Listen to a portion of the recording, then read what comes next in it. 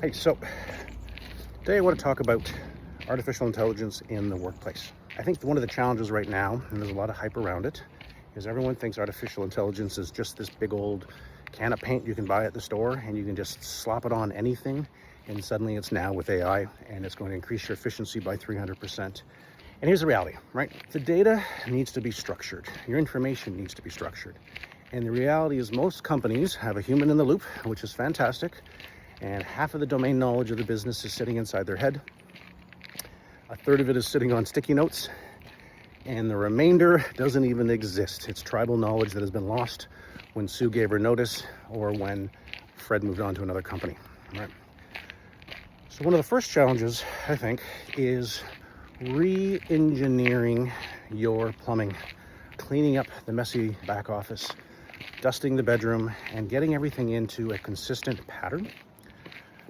I think the other thing that I've learned working with a couple of companies so far is to approach it both in phases and in layers, right? It is one of the challenges we usually think of with business systems is we're going to spend an inordinate amount of time thinking through every single thing that needs to be part of the spec. And then we're going to hire somebody to come in and build the thing, right? And then we're going to have a small little maintenance contract, and then we're done. One of the beauties to artificial intelligence is the ability to rapidly iterate on ideas and concepts, right? Think of it more like an ever-evolving whiteboard where you can erase something, you can start over again, and the costs are minimal to test something, figure out whether it works, iterate on top of it. So for example, I come from the visual effects industry, and one of the first companies I started supporting was this company that was looking at starting to have offices in multiple locations. Tribal knowledge was the challenge. You know, there's the one person in the company there that had all the business systems in her head, and it was fantastic, but it doesn't scale. You've got the owner of the company who loves detail, but being a creative industry, that company sort of evolved from a bunch of people in a garage to suddenly waking up one day with 50, 60, 70 employees and a lot of structures that weren't in place, right?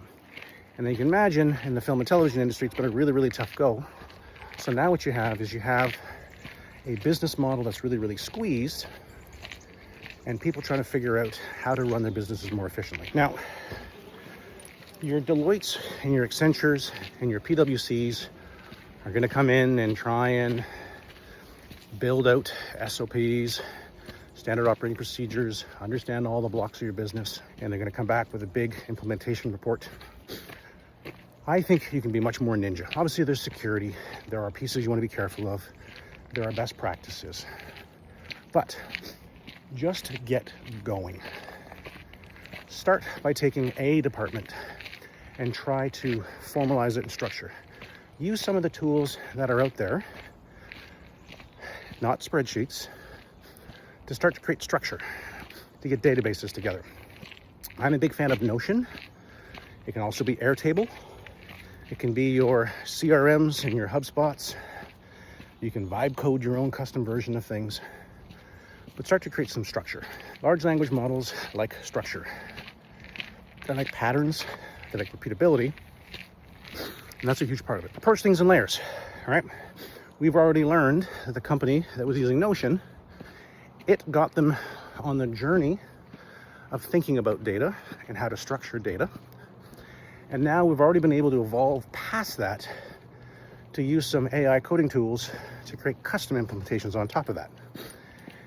It's plugging into that data source, it's pulling it in as a source of truth, and now they're creating their own custom UIs and UXs on top of this to create views that they need to run their business. They're not constrained to the tools are out there.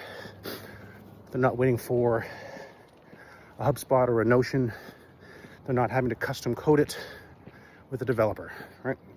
Just a couple prompts, a couple clicks, and they have their own implementation. You need to have someone in your organization, in my opinion, that has this way of thinking. And this is going to be a little tricky, and I'm going to see this rule probably popping up in the future. I don't know what it's going to be called, but it's basically somebody who understands how the technology works,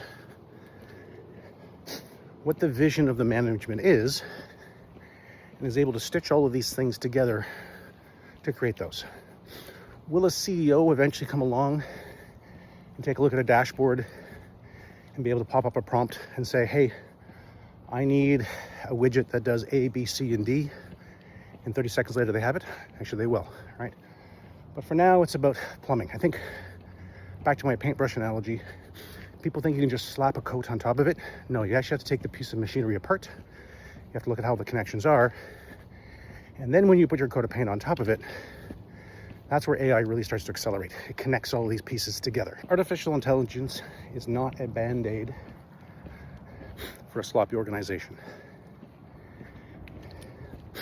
And it is not just a ChatGPT, ask a couple questions, get a couple of answers. It's also just a way of thinking, right? So for example, right now, you have a big old fancy form with a bunch of boxes in it. And every single time a customer puts in a requisition or a new employee comes on board, you go through each of those boxes one by one and fill all the information. You use artificial intelligence, or you use some of these voice-to-text features to click on each of these boxes. And you now just describe what you want to be in each of those boxes. What's ridiculously powerful is instead training a system to understand what goes in each of those boxes. The user simply describes the whole concept. Hey, I've got this new client named Bill. I've known him for years. He has this big project, potentially starting in January, running for 6 months. They have an initial budget of $5 million. I think we're gonna have to do a work split here, half in Vancouver and half in Los Angeles. I think this would be a great fit. I'm a little worried about their budget relative to what they're actually asking for. It's a bit of an aggressive timeline. And I think we probably have about a 60% chance of landing this. That's how humans speak, right? But then when we go to the interface with a computer, we have to put all this into a box. One of my favorite terms right now is parse and propagate, right? So instead, using a single chat interface to have your rambling dialogue, tell it as much as you possibly want to, give it all the information you need, and then let that AI go through, parse out the information that's required, fill in the blanks for you, and create that big old context. The information that normally sits inside your head, in your notepad, all available to your team and to downstream artificial intelligence uses. This is the way.